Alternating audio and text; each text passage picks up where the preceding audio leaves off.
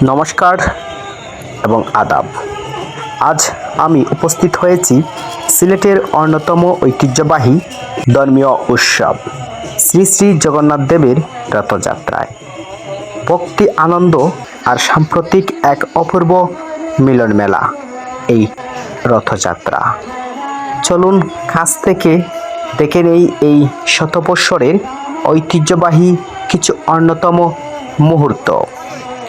রথযাত্রা হিন্দু ধর্মের অন্যতম প্রধান উৎসব।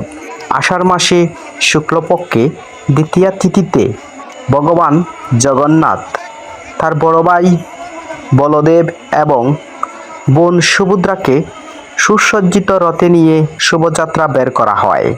আর এই উৎসবের মূল বার্তা হল ভগবান নিজেই মানুষের মাঝে আসেন, যাতে সবাই তার আশীর্বাদ লাভ করতে পারেন। রথের দড়ির টানাকে ভক্তরা অন্যতম পুণ্যের কাজ বলে মনে করে। আর এই উৎসব শুধু ভারত নয়, বাংলাদেশের বিভিন্ন স্থানে, বিশেষ করে সিলেট, বহু বছর ধরে ধর্মীয় অনুষ্ঠানের সঙ্গে পালিত হয়ে আসছে। সিলেটের রথযাত্রা শুধু ধর্মীয় অনুষ্ঠান নয়, এটি একটি সামাজিক ও সাংস্কৃতিক। শহরের বিভিন্ন মন্দির থেকে ভয়ানক শোভাযাত্রা বের হয়। রথের চারপাশে বাজে ঢাক, করতাল ও কীর্তনের সুর। হাজারো ভক্ত এবং দর্শনার্থীর উপস্থিতিতে পুরো পরিবেশ হয়ে ওঠে উৎসবমুখর। রথযাত্রাকে কেন্দ্র করে বসে মেলা। সেখানে দেখা যায় খেলনা, মাটির জিনিসপত্র, মিষ্টি, বিভিন্ন খাবারের দোকান এবং শিশুদের নানা বিনোদনের আয়োজন।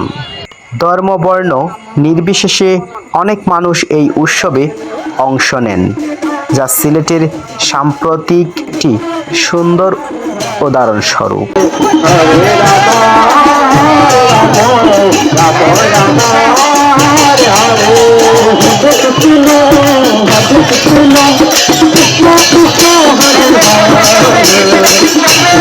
আজকের ব্লগটি এই পর্যন্ত। আমি পূর্বে একটি বড় ব্লগ দিয়েছি, আশা করি আপনারা সময় পেলে একবার হলেও সেই ব্লগটা ঘুরে একবার দেখে আসবেন।